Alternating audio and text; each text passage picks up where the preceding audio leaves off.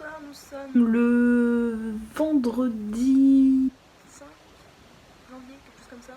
Punaise, le temps passe hyper vite, c'est flippant. Je vous retrouve avec une tronche ravissante. Je voulais vous montrer, je me suis appliqué ces petits produits que je me suis acheté pendant les vacances en mode mouton. De la faute d'Aurore en naturel qui en a parlé. Clairement, j'en avais pas besoin du tout. En plus, vu la taille des tubes et le prix, voilà, faut y aller mollo, hein, parce que c'est cher la dose, quoi.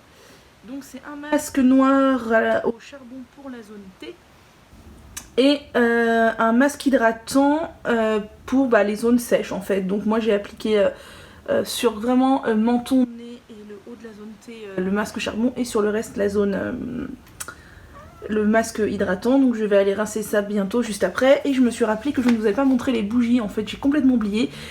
J'en ai fait beaucoup moins que prévu. J'en ai fait juste 4 grosses parce qu'en fait j'avais plus de cire. Donc faut que j'en rachète, faut que je recommande de la cire de soja que j'achète par paquet de 5 kilos. Et là ça m'a duré 2 ans les 5 autres kilos que j'avais. Donc j'en rachèterai je pense bientôt là pour continuer puisque j'ai commencé. Il y a Perlette qui voulait vous faire un coucou. Coucou, c'est moi Perlette, coucou. Oh, t'es trop belle mon amour.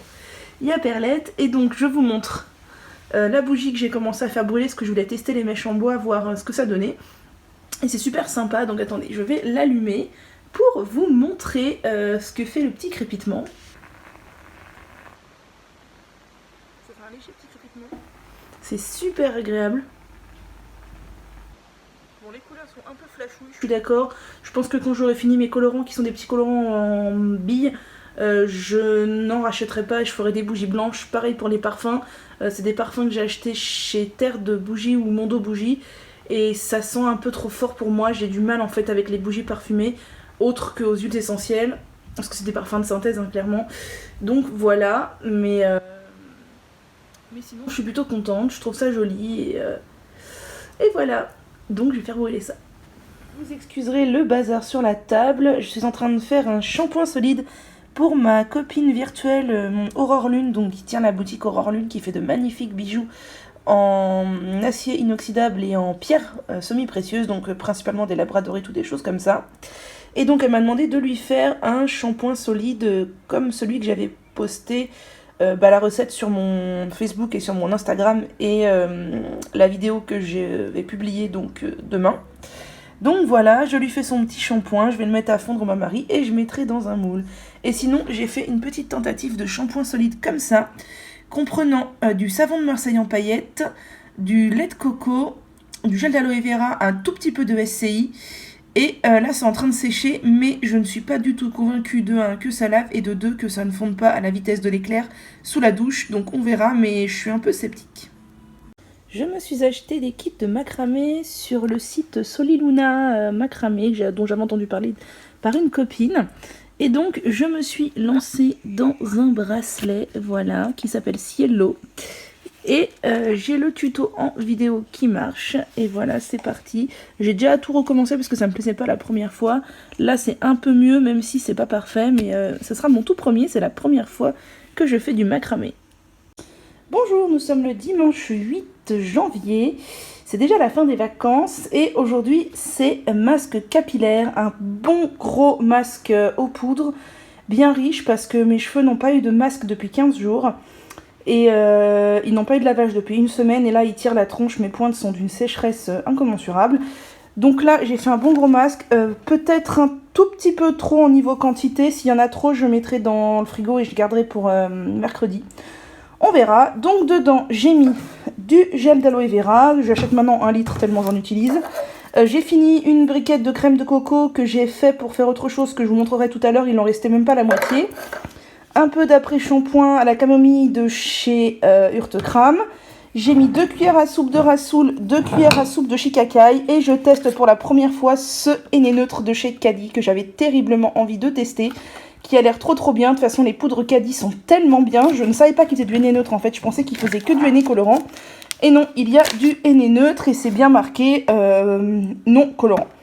Donc voilà, je fais confiance à Caddy moi de toute façon. Donc neutral, henné neutre. Enfin voilà, donc j'ai mis à peu près la moitié du sachet. Je mettrai l'autre moitié une prochaine fois. C'est vrai que les poudres Caddy coûtent cher. Hein. Si j'avais fait un henné gloss tout simple, j'aurais dû mettre presque tout le sachet.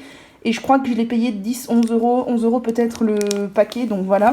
Mais en tout cas, vu la finesse des poudres Caddy, franchement, c'est une gage d'une qualité vraiment énorme. J'ai mis un petit peu d'eau de cuisson du riz que j'ai conservé. J'ai fait du riz ce midi, j'ai conservé l'eau de cuisson. Je vais la faire fermenter celle-ci, mais là j'en ai mis un petit peu dedans. Et j'ai mis 3 gouttes d'huile essentielle de baie Saint-Thomas. Et j'ai battu le tout au mixeur parce que mon Shikaka il faisait des petits grumeaux et ça m'énervait. Du coup voilà, j'ai une pâte bien lisse et je vais aller appliquer tout ça. Voilà, c'est appliqué, mais comme je le pensais, j'en ai eu trop.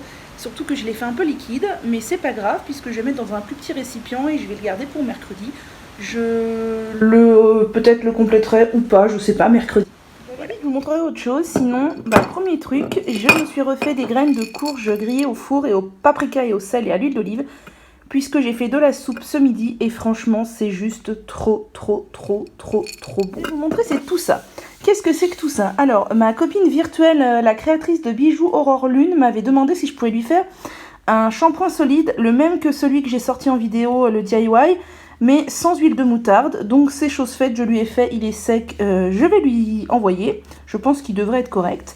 Et j'ai fait une autre tentative que j'avais vue sur internet, mais j'ai un peu modifié ce que j'avais vu sur internet. Et je me demande réellement ce que ça va donner. En fait, ce sont des savons, donc des shampoings solides blancs comme ça. Dedans, il y a de la crème de coco et du savon de Marseille principalement. Et comme j'avais peur que ça ne solidifie pas, j'ai mis un tout petit peu de SCI, mais vraiment très peu. J'ai vraiment galéré parce qu'au début, j'avais démoulé, c'était pas solide, j'ai dû tout refondre, tout refaire. Enfin bref, une galère. Là, vous voyez, c'est encore un peu mou, j'enfonce mon doigt, ça fait un peu un beurre. J'ai très peur que ça fonde très vite et que ça ne lave pas les cheveux. Mais c'est pas grave, ça fait 48 heures qu'ils sèchent, ils sont déjà vachement mieux, mais je vais les laisser encore sécher un peu.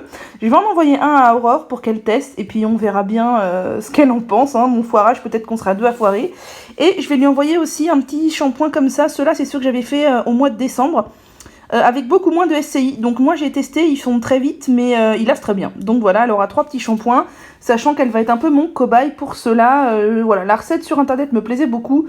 Le résultat, je suis un peu... Voilà, celui-là il sèche depuis un peu plus longtemps parce qu'il est plus dur. Donc peut-être qu'il faut les laisser sécher vraiment presque une semaine, je sais pas, pour voir. Donc je vais lui préparer son petit colis. Chose que j'ai oublié de vous montrer, ce week-end je me suis essayée au macramé, donc avec un kit que j'ai acheté sur le site d'une boutique qui s'appelle Soliluna. C'est une petite créatrice, donc j'avais acheté le kit pour faire ce bracelet. C'est la toute première fois que je faisais du macramé, donc il n'est pas parfait, mais je suis très contente, je le trouve très joli. Donc c'est des perles de quartz et de la turquoise reconstituée, donc c'est des pierres basiques, hein. Et j'avais du fil de macramé que j'avais acheté il y a un bout de temps en me disant que j'allais m'y mettre, tout ça, que c'était sympa. Bon, il est beaucoup plus fin que le sien, mais au final je préfère, je trouve ça plus délicat. Et j'avais des perles d'œil de tigre, donc je m'en suis fait un deuxième, c'est exactement le même modèle. Sauf que les perles sont plus grosses et le fil plus fin, donc ça fait pas le même rendu, mais j'aime beaucoup les deux et je vais les porter. Bonjour, donc nous sommes mercredi soir, on est le 10 janvier. Je vous retrouve donc après ma douche. Comme je vous avais dit, mes cheveux étaient pas top de mon masque de dimanche. En fait, ils étaient pas poisseux, ils ont pas regraissé plus vite ce à quoi je m'attendais, ils étaient juste lourds. Et donc, par exemple, quand je les brossais par exemple sur le côté, pour les remettre en arrière, genre pour faire un chignon avec mes mains, c'était dur quoi, enfin, ils restaient en place. Donc voilà, j'aime pas quand ils sont pas légers. Bon, après j'aime pas quand ils sont trop légers, parce que quand ils sont trop légers les miens, c'est qu'ils sont en manque d'hydratation et qu'ils sont mousseux et électriques. Donc ça c'est pas top. Bref, de toute façon c'était un masque qui a fait du bien à mes cheveux, quoi qu'il en soit. Aujourd'hui j'ai eu la grosse flemme de faire un masque, donc j'ai juste fait un lavage. J'ai utilisé le shampoing Lorraine Caddy au henné neutre. J'adore ce shampoing, je l'utilise peu. Je crois que là vous voyez j'en ai utilisé ça, et ça doit faire 3 fois que je l'utilise. La compo est parfaite puisqu'on trouve, j'avais analysé toute la compo, mais en premier on trouve de la poudre de Reta, ensuite du gel d'aloe vera, du décylglucoside, du shikakai, de la glycérine et du henné neutre. Donc vous voyez les top la compo. Et en après-shampoing j'ai testé celui-là, donc le Calia hydratant. J'avais déjà testé le Calia purifiant dans un de mes masques, là je l'ai testé pur. Ce que j'ai trouvé de prime abord, c'est que ça démêlait les cheveux instantanément, c'est bluffant. Si réellement il n'y a pas d'ammonium quaternaire dedans, ce dont j'ai du mal à être sûre, c'est vraiment bluffant. J'attends de voir sur mes cheveux si ça a fait un effet waouh ou pas, mais en tout cas voilà le combo. du jour. Bonsoir, j'espère que vous allez bien. Je vous retrouve, nous sommes le mardi 16 janvier et je suis un peu haute, je trouve. Voilà. Je voulais vous dire plusieurs choses. Déjà, je ne vous ai pas montré mon masque de dimanche capillaire, toujours un peu haute. Hein. Voilà. Mon masque de dimanche, j'ai tout simplement fini la préparation de dimanche dernier à base de henné neutre. J'ai juste rajouté de l'eau de riz, du gel d'aloe vera et 7 après-shampoings de chez Orthocrame. Auparavant, j'avais mis un peu d'huile caddie sur mon cuir chevelu. Et j'ai rincé tout ça, enfin j'ai laissé poser, j'ai rincé. Je trouvais que mes cheveux avaient l'air un petit peu poisseux. Conclusion, j'ai fait un shampoing Lorraine Caddy, donc au henné neutre, c'est ça que j'ai fait? Non, je vous dis des bêtises. J'ai fait un shampoing John Masters Organics au romarin qui apaise bien mon cuir chevelu, je l'aime bien. Et un après-shampoing John Masters Organics, Citrus Neroli. Et voilà, mes cheveux étaient très doux après, comme toujours après l'après-shampoing JMO. Je sais pas si c'est qu'il est particulièrement bien ou qu'il contient particulièrement beaucoup d'ammonium quaternaire. Mes cheveux étaient très doux à tel point, vous voyez, que j'ai eu du mal à faire tenir le pic à chignon ce matin parce que ça glissait quoi. Donc je vous ai jamais montré, je crois, mon chignon genre de tous les jours que je fais tout le temps. Et là c'est ma touffe de... je suis rentrée en vélo, il y a vachement de vent dehors. Donc voilà, mon chignon habituel, tout basique. C'est toujours comme ça. Donc voilà pour le masque capillaire. Deuxième chose que je voulais vous dire, j'ai sorti un vlog dimanche, je crois que c'était le 28.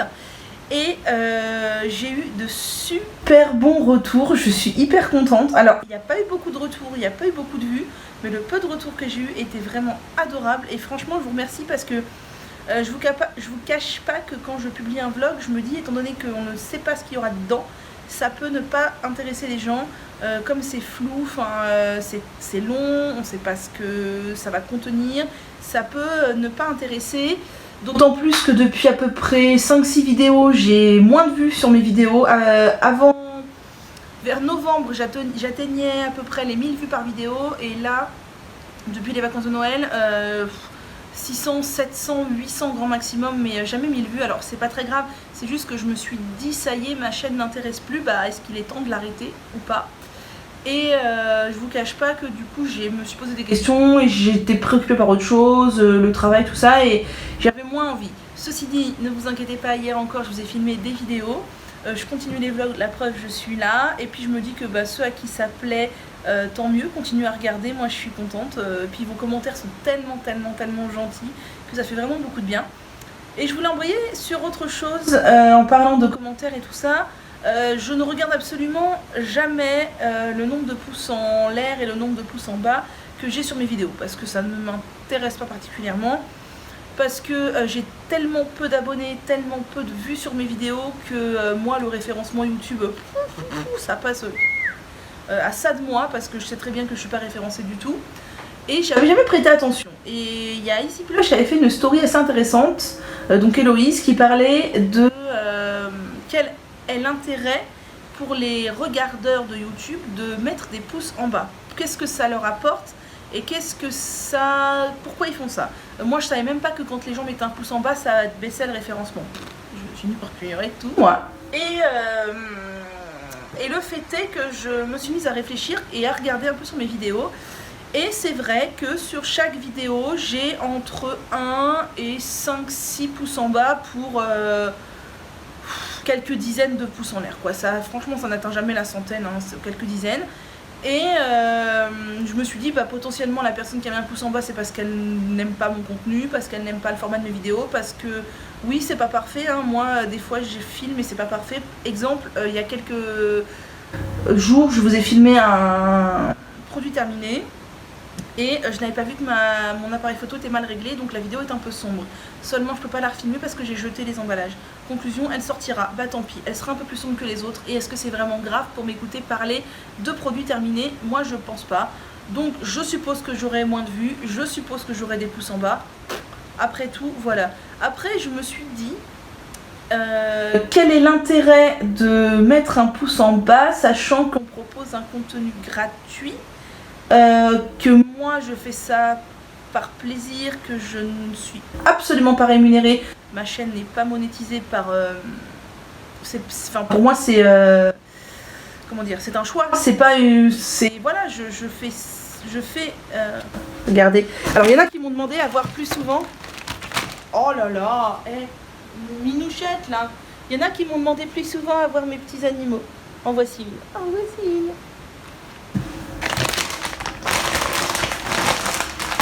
Donc je vous disais que moi je fais des vidéos YouTube par passion, parce que ça me plaît, parce que c'est un hobby, c'est une activité qu'on pourrait qualifier d'extrascolaire. J'ai mon boulot et en dehors du boulot, bah, je fais du crochet, je tiens un bullet journal, je fais un peu de méditation, je bois du thé et je fais des vidéos YouTube. Vous voyez, c'est vraiment dans l'état d'esprit, comme il y en a qui font du sport et moi je fais assez peu de sport. Voilà. Et du coup, je propose un contenu gratuit pour vous, qui est purement bénévole pour moi.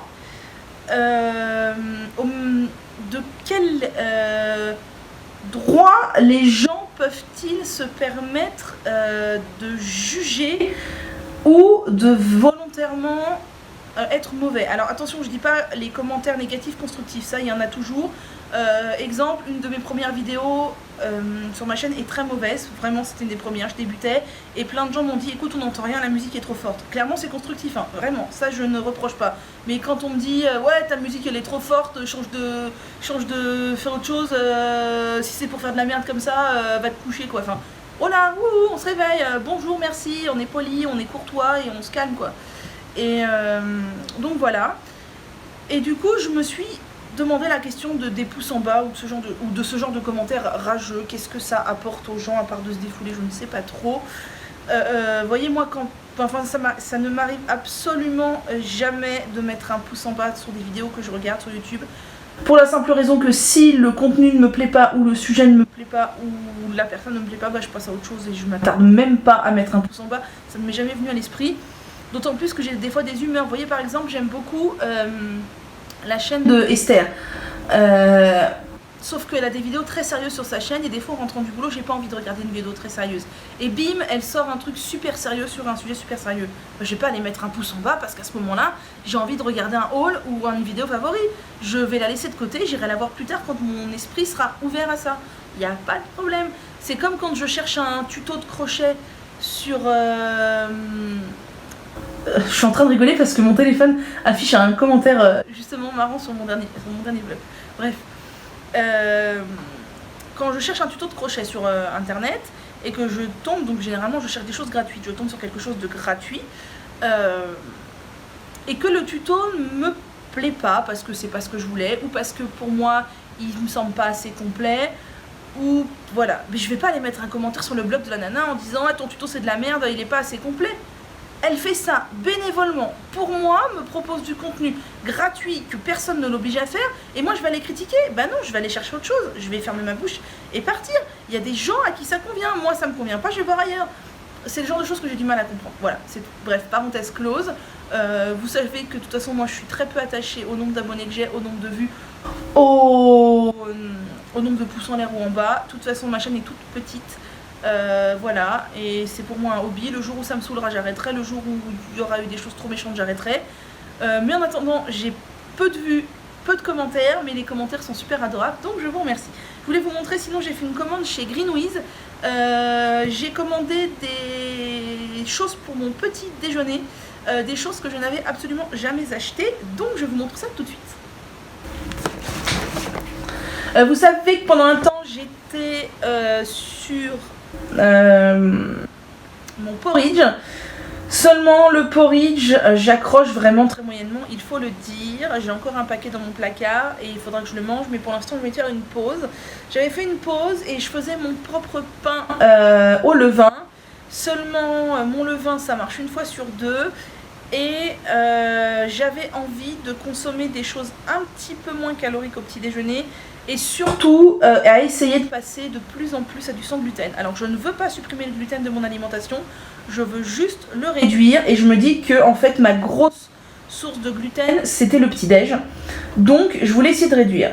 J'avais déjà essayé les tartines fleurs des champs, pas fleurs des champs, champs de fleurs. Je sais plus quoi, la châtaigne au sel ou quoi. C'était très bon. Et donc je me suis dit je vais aller en racheter sur Greenwiz. Et en fait je suis tombée sur la marque Émile Noël que j'adore pour ses huiles notamment, qui propose la même chose mais sans gluten. Je me suis dit que du coup j'allais me tourner vers ça parce que sans gluten, moi c'est ce qui me tente le plus en ce moment. Donc j'ai pris ça s'appelle tartine bio craquante. Et donc ça là c'est la version au sésame, j'en ai pris 2 paquets, j'en ai déjà goûté et je trouve ça super bon. C'est un très léger goût de sésame, c'est vraiment délicieux. J'ai pris la même chose à la courge. Et j'ai pris la même chose aux noix. Donc voilà, ça m'a l'air bien fameux tout ça. Bon bien sûr c'est ça cale beaucoup moins que du pain. Mais j'ai regardé un peu au niveau calorique, vous allez me dire oui niveau calorique machin, mais voilà. Je peux en manger 4 au petit déj et clairement ça n'atteint même pas le niveau calorique de mon pain quoi. Donc voilà.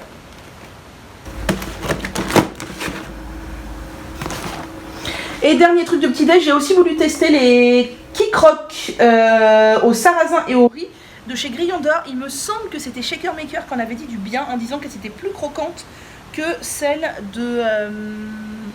de Champfleur. Donc écoutez, à voir, puis c'est sans gluten aussi. Et pour la première fois, j'ai acheté des produits frais sur Greenwiz parce que je ne sais pas si vous savez, moi je suis un peu une adepte de Greenwiz, j'achète tous mes produits ménagers, mes produits secs et tout, j'achète beaucoup de choses sur Greenwiz, je profite, il y a souvent des codes promo. D'ailleurs, si j'allais vous dire peut-être qu'il y a un parrainage si ça vous intéresse, mais je suis pas sûre, mais allez voir en barre d'infos. Donc sur Greenwiz, depuis à peu près 6 mois, 1 an, ils ont un rayon frais. Alors il n'est pas énorme, mais ils le grossissent de petit à petit, j'ai l'impression. Et du coup, comme moi je n'ai pas de boutique bio près de chez moi, la boutique bio la plus proche de chez moi, je mettrai à peu près 1 heure en transport en commun pour y aller. Autant vous dire que j'ai pas envie. J'avais décidé de tester quelques trucs parce qu'il y avait des choses qui me tentaient pour comme ça et aussi pour agrémenter mes tartines croquantes bio. Du coup voilà, j'ai testé sur quelques produits. Alors j'ai profité de commander, je crois c'est le samedi, parce que le week-end il y a moins 20% sur les produits vegan dans le rayon frais. Donc en fait chez Greenwiz ce qui est super, c'est que dans le rayon frais, chaque jour de la semaine, il y a moins 20% sur un rayon. Moins 20% sur les fruits et légumes, moins 20% sur la crèmerie, moins 20% sur, j'en sais rien, la viande, moins 20% machin. Et le week-end, c'est moins 20% sur les produits vegan. Et ce ne sont que des produits vegan que j'ai achetés. Je n'ai absolument jamais testé ces produits ou de produits similaires. Je ne sais pas si je vais adorer ou détester. On verra bien. Je me suis pris un petit fromage sojami au basilic. Donc en fait, clairement, c'est comme du boursin ou du tartare, là, mais au basilic. Donc c'est à base de tofu lacto-fermenté, c'est ça que je trouvais bien. Après, le tofu c'est du soja, donc je ne pense pas que j'en consommerai trop souvent. Mais je me dis de temps en temps, voilà, peut-être 1 fois par mois ou 1 fois tous les 2 mois, faire une commande de produits frais chez Greenwiz, pourquoi pas. J'ai commandé la même chose au cumin, qui est aussi à base de tofu lacto-fermenté. Et ça, je trouve ça super, parce que moi le tofu, j'en mange assez peu. J'en ai mangé au basilic cet été, j'en ai mangé aussi du tofu fumé dans une préparation de courge. J'aime bien, mais c'est pas non plus ce que je préfère. Et de toute façon, le tofu, c'est pas quelque chose que j'ai envie de manger de manière trop récurrente. Et j'ai acheté le dernier, la même chose à la noix. Et je pense que clairement, lui, je vais l'adorer parce que tout ce qui est à base de noix, j'adore. Donc ça, c'était les premiers produits de la marque Sojami, à base de tofu lacto-fermenté, et c'est le meilleur tofu, donc je suis super contente. Ensuite, j'ai pris du simili carné. Je n'ai absolument jamais acheté de simili carné à part du tofu. Donc là, ça va être une grande découverte pour moi. On verra. Si j'aime pas, bah, je rachèterai pas. Puis c'est tout. J'ai pris 3 produits de la marque Weici à base de 7 ans. Donc j'ai pris des tranches façon salami au 7 ans. Voilà. Je suis pas une j'ai jamais acheté de simili carné parce qu'en fait je suis pas une grosse fan de viande à la base du tout. Enfin, j'ai jamais aimé spécialement la viande, mais je me dis une petite tranche de salami comme ça, pourquoi pas. Voilà, je voulais goûter. Je me suis pris des tranches fumées pareil de 7 ans de chez Weici. Là j'en ai pris plusieurs paquets parce que ça, je me voyais bien manger ça sur mes tartines croquantes. Alors j'en ai pris, c'est un lot de 3 paquets je crois. Il y a 5-6 tranches dedans. On verra si j'aime ou si j'aime pas. On verra. Au pire, ça se mangera bien cuisiné, ils disent chaud ou froid. Voilà. Et je me suis pris une petite saucisse comme ça. C'est... Qu'est-ce qu'ils disent ils disent rien du tout.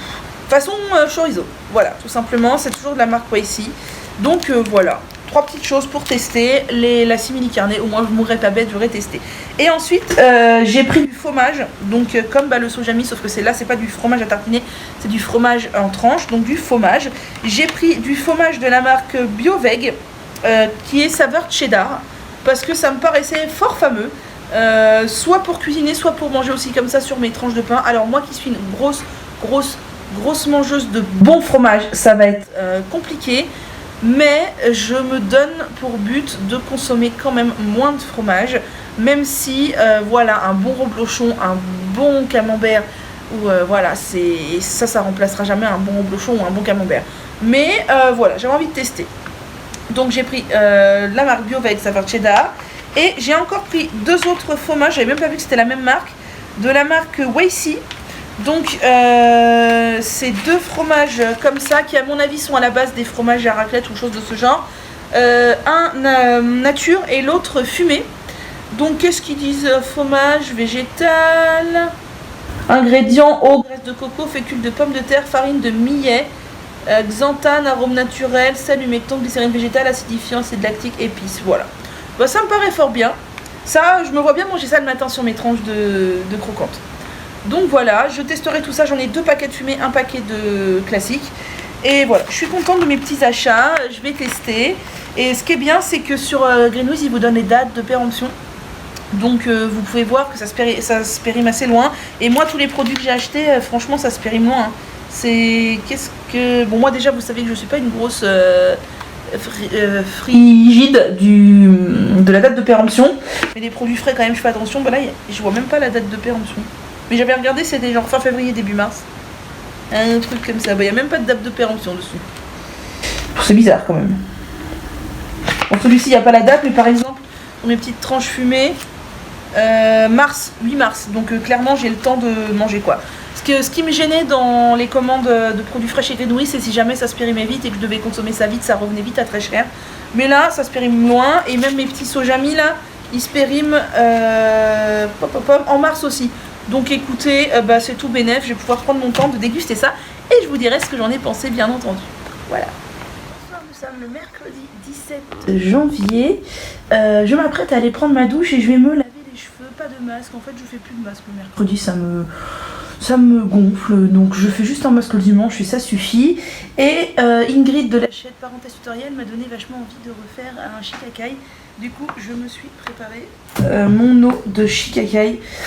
Donc j'ai mis 3 cuillères à soupe de shikakai. Vous savez que le shikakai, c'est une poudre que j'adore. C'est vraiment une poudre que j'affectionne tout particulièrement. Et je l'ai utilisée diluée là. Donc vous voyez, l'eau est bien mousseuse et bien foncée. C'est de l'eau du robinet, hein, c'est pas de l'eau minérale. Et voilà, donc j'ai mis de l'eau chaude, hein, bien sûr. Enfin, tiède, chaude. Je vais pas me laver la tête à l'eau froide. Et voilà, donc je vais appliquer comme elle a dit sur sa vidéo en 2 fois je pense sur l'ensemble de ma tête et ça va bien laver. J'aime vraiment beaucoup le shikakai, c'est l'une de mes poudres lavantes fétiches. Voilà, donc je vais aller faire un petit shikakai et je me suis préparé aussi mon rinçage au vinaigre de cidre dans mon autre bouteille. Donc les bouteilles, c'est toujours les mêmes que je réutilise éternellement jusqu'à ce qu'elles rendent l'âme. Voilà. Je vous conseille aussi le shikakai, mais attention, ça... très irritant pour les yeux et pour les voies respiratoires, donc faites attention. Voilà. J'espère que vous allez bien. Nous sommes le dimanche, je ne sais pas combien, janvier, quelque chose comme 19 ou 20. Et je voulais vous montrer mon repas de ce midi. Donc c'est dans un grand bol que j'ai acheté chez Ikea. Vous voyez, il fait la taille de toute ma main, même plus. Et je me suis fait un super Buddha bol. Le bol, je le trouve trop beau, même s'il est made in China. J'ai mis du taboulé priméal, des lentilles, des carottes râpées, des asperges vertes, du houmous, des noix de cajou, des graines de chia et des graines de sésame et un peu de vinaigrette. Et ça va être juste trop bon. Voilà.